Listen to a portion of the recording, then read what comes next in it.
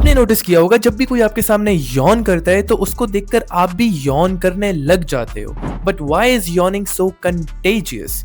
This is episode 17 of Civilized Brain Rot, where we discover stories behind why things are the way they are. अब according to modern research, yawning cools down your brain. You inhale a cool rush of air जिसकी वजह से आपका blood flow increase होता है and आपके दिमाग का temperature normal रहता है. And also yawning exists in most of the vertebrates, fish, birds, mammals, जिसका मतलब ये है कि it is nearly 400 years old. But the question is, why is it so contagious? Now scientists believe this is because of two major reasons. Number one is mirror neurons, which fire when you see someone yawn, so you start yawning too.